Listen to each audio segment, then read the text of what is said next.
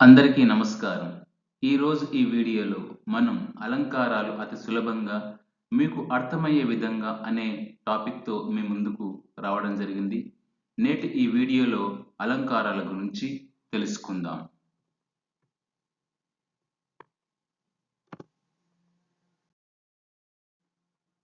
ఎన్ Pulinder YouTube ఛానల్‌కి స్వాగతం, సుస్వాగతం. అలంకారాలు. ఈ అలంకారాల గురించి మనం ఈ వీడియోలో తెలుసుకునే ప్రయత్నం చేద్దాం. అలంకారాలు ఎన్ని రకాలు, వాటిని మళ్ళీ ఎన్ని రకాలుగా విభజిస్తారు అన్న దాని గురించి తెలుసుకుందాం. అలంకారాలు అంటే ఏమిటి? భాషకు అందాన్ని, ఆకర్షణను చేకూర్చేవి అలంకారాలు. ఇవి చమత్కారంగా ఉండి పాఠకుడి మనస్సుని ఉల్లాసంగా, ఉత్సాహంగా, ఆనందాల లోగిలిలో విహరించేటట్లు చేస్తాయి. ఈ అలంకారాలు అనేటివి భాషకు భాష అనేటువంటి కన్యకకు అందాన్ని, తర్వాత ఆకర్షణను చేకూర్చుతాయన్నమాట. ఇలాంటి వాటిని మనం అలంకారాలు అని పిలుస్తూ ఉంటాం. ఈ అలంకారాలు చమత్కారాన్ని కలిగిస్తూ పాఠకుని మనస్సును రంజింపజేస్తూ ఉల్లాసంగా, ఉత్సాహంగా ఉంచేటట్లు చేస్తూ ఉంటాయన్నమాట. ఇక్కడ ప్రధానంగా చెప్పుకోవాల్సిందేంటి? భాషకు అందాన్ని, ఆకర్షణను కలిగించే వాటిని అలంకారాలని పిలుస్తాం. అలంకారాలు రెండు రకాలు. అలంకారాలు ఎన్ని రకాలు? రెండు రకాలు. అవేమిటో చూద్దాం. ఒకటి శబ్దాలంకారాలు, రెండవది అర్థాలంకారాలు. అలంకారాలు రెండు రకాలు అని చెప్పుకున్నాం. అవేమిటి? మొదటిది శబ్దాలంకారాలు, రెండవది అర్థాలంకారాలు. ఇక్కడ శబ్దాలంకారాలు అంటే ఏమిటి? శబ్దాలంకారాలు అంటే ఏమిటి అనే దాని గురించి చూద్దాం. ఇక్కడ మనం గమనించినట్లయితే శబ్దమే ప్రధానముగా కల అలంకారములను శబ్దాలంకారములు అందురు. శబ్ద చమత్కారంతో కావ్యానికి శోభను కలిగించే వాటిని శబ్దాలంకారాలు అని పిలుస్తూ ఉంటాం. మనము ఇక్కడ బాగా గమనించినట్లయితే ఇక్కడ మనం చెప్పుకునేటువంటి అలంకారాలు శబ్దాలంకారాలు. శబ్ద అలంకారాల్లోనే మనకి ఇక్కడ అర్థం గోచరిస్తుంది. శబ్దము, శబ్దాలంకారాల్లోనే శబ్దం ఉంది. ఇక్కడ శబ్దాలంకారాలకు నిర్వచనం తీసుకుంటే శబ్దమే ప్రధానముగా కల అలంకారములను శబ్దాలంకారాలు అంటామని చెప్పుకుంటున్నాం. శబ్దాలంకారాల్లో శబ్దమే ప్రాణము, శబ్దమే ఆయువు పట్టు, శబ్దమే ప్రధానమైనది. శబ్దమే ఇక్కడ అలంకార భూషణంగా ఉంటుంది కాబట్టి వీటికి శబ్దాలంకారాలు పేరు రావడం జరిగింది. ఇక్కడ శబ్దం ఏం చేస్తుంది? శబ్దము తన యొక్క చమత్కారంతో కావ్యానికి శోభను కలిగించేటట్లు చేస్తుంది కాబట్టి వీటిని శబ్దాలంకారాలు అని పిలుస్తూ ఉంటారు. శబ్దాలంకారాలు ప్రధానంగా మూడు రకాలు. శబ్దాలంకారాలు ప్రధానంగా మూడు రకాలు. అవేమిటో చూద్దాం. ఇక్కడ ఒకటవది అనుప్రాస అలంకారము. ఒకటవది ఏమిటి? అనుప్రాస అలంకారం. ఇక రెండవది యమకం. రెండవ అలంకారం పేరు యమకం. మూడవది ముక్త పదగ్రస్తం. మూడవది ముక్త పదగ్రస్తం. ఇక్కడ అలంకారాల్లో మనం శబ్దాలంకారాల గురించి చెప్పుకుంటున్నాం. ఆ శబ్దాలంకారాలు మొత్తంగా ఇక్కడ మూడు రకాలని చెప్పుకుంటున్నాం.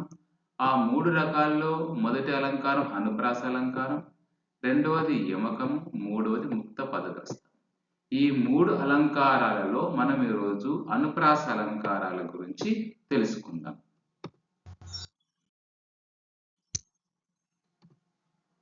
అనుప్రాస అలంకారం. ఈ అనుప్రాస అలంకారాల్లో మళ్ళీ మనం ఇక్కడ 4 విధాలుగా విభజించుకుంటాం. ఈ 4 అలంకారాలు ఏమిటో ఇక్కడ చూద్దాం.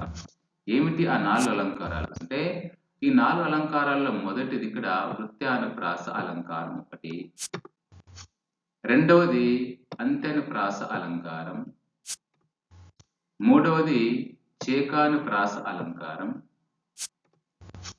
నాలుగవది లాటానుప్రాస అలంకారం. ఇక్కడ అనుప్రాస అలంకారాలను మనం ఇక్కడ 4 రకాలుగా విభజించుకున్నాం. ఈ 4లో మొదటిది వృత్యానుప్రాస అలంకారం. ఈరోజు మనం ఈ వృత్యానుప్రాస అలంకారం గురించి వివరంగా తెలుసుకునే ప్రయత్నం చేద్దాం.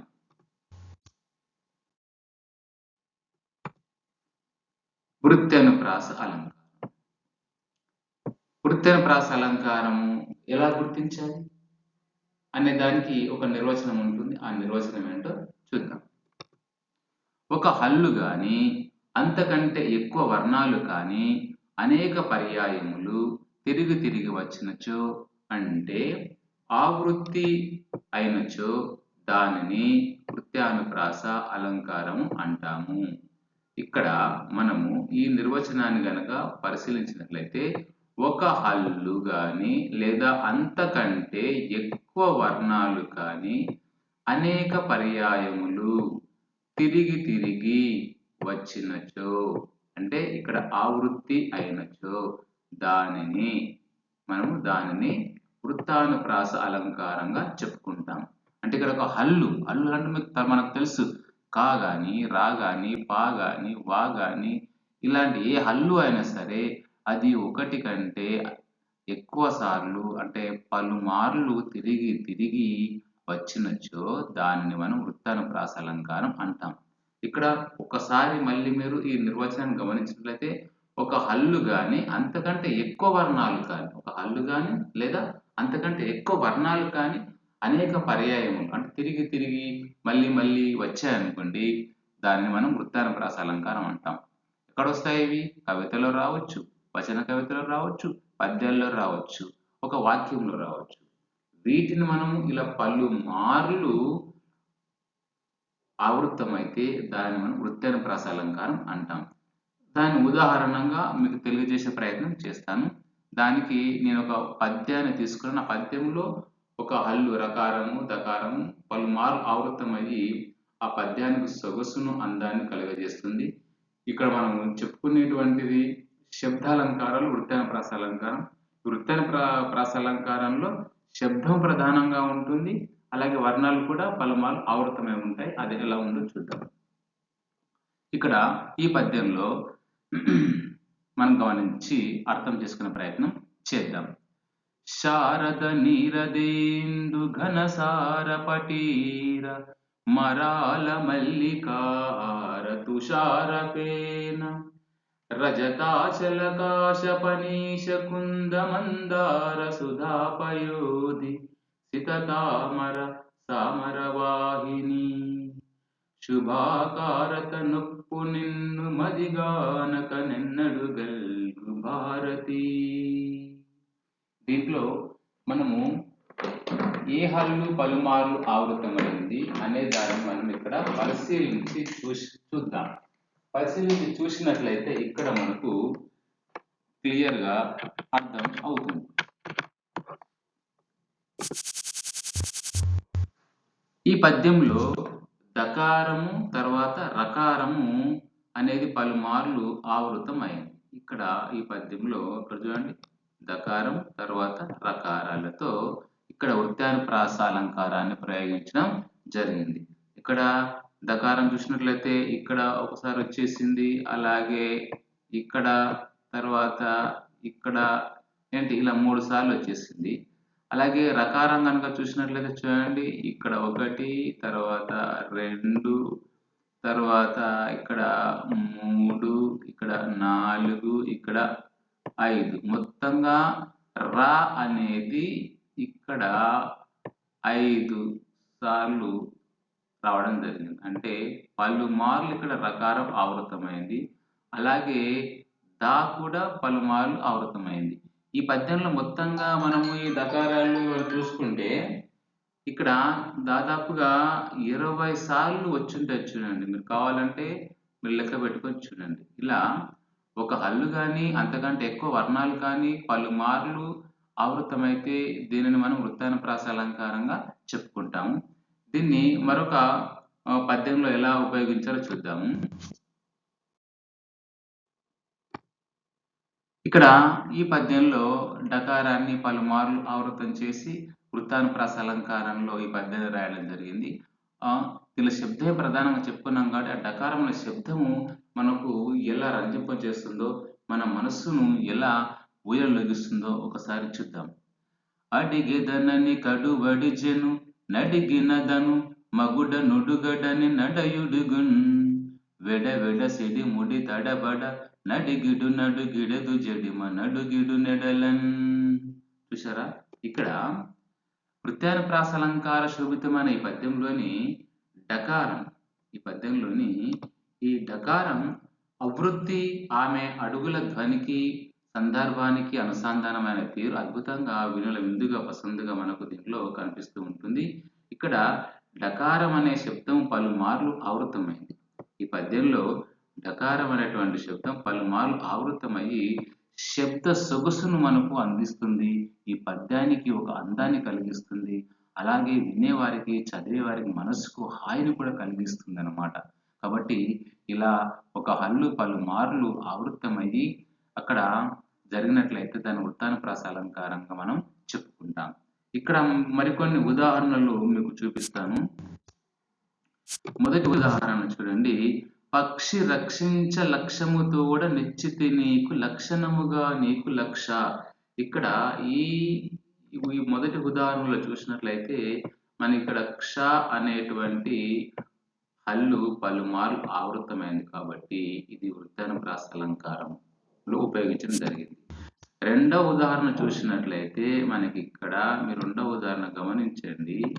ఏముంది రెండవ ఉదాహరణలో? ఇక్కడ మీరు బాగా గమనించి చూసినట్లయితే ఇక్కడ అటనిట నటనముతోడ నర్తించు నటనామని, అటనిట నటనముతోడ నర్తించు నటనామని. దీంట్లో ఎక్కువగా నకారం పలుమార్లు ఆవృతమైంది, అలాగే టకారం కూడా పలుమార్లు ఆవృతం అయింది. కాబట్టి దీంట్లో కూడా వృత్యానుప్రాస అలంకారాన్ని ఉపయోగించడం జరిగిందనమాట. ఓకే, తరువాత మళ్ళీ ఇక్కడ మనం మూడవ ఉదాహరణ చూద్దామా. సమద విపక్ష శిక్షణ విచన దక్షణ దొరనుక్షణ అనేది ఉంది.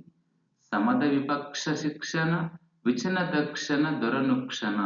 దీంట్లో ఏ హల్లు పలుమార్లు ఆవృతమైంది ఒకసారి మీరు గమనించి చెప్పండి చూద్దాం. గమనిస్తున్నారా? చెప్పండి ఏమొచ్చింది ఇక్కడ పలుమార్లు చూద్దాం. నేను చెప్పండి, మీరు చెప్పండి చూద్దాం. ఎలా ఏమొచ్చిందో చూద్దాం ఒకసారి చెప్పండి. Very good.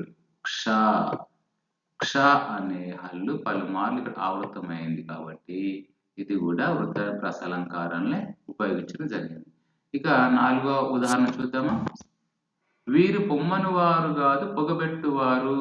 దీంట్లో కూడా చూడండి ఇక్కడ రు అనేది పలుమార్లు ఆవృతమైంది కాబట్టి ఇది కూడా వృత్తానుప్రాస అలంకారంలో ఉపయోగించడం జరిగింది.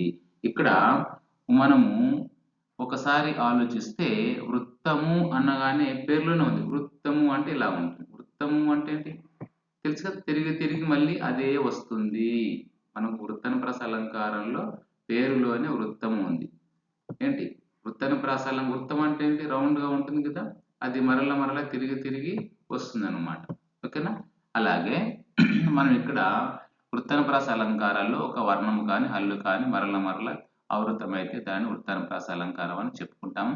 పరీక్షల్లో మీకు పద్యాలు కానీ లేకపోతే పద్య పాదాలు కానీ వచనాలు కానీ కవిత కానీ ఇచ్చి వీటిలో ఏ అలంకారం ఉంది అని అడిగినప్పుడు మనకి నిర్వచనం వృత్తానుప్రాస అలంకారం యొక్క నిర్వచనం గుర్తుంటే దాంట్లో వృత్తానుప్రాస అలంకారము ఉంది అని మనము చక్కని సమాధానాన్ని ఇచ్చి మంచి మార్కులు పొందే అవకాశం ఉంటుంది. కనుక ఈరోజు వీడియోలో వృత్తానుప్రాస అలంకారం గురించి మీకు అర్థమయ్యే విధంగా అతి సులభంగా చెప్పానని భావిస్తున్నాను. మరో చక్కటి వీడియోతో మళ్ళీ మీ ముందుకు వచ్చేంత వరకు సెలవు.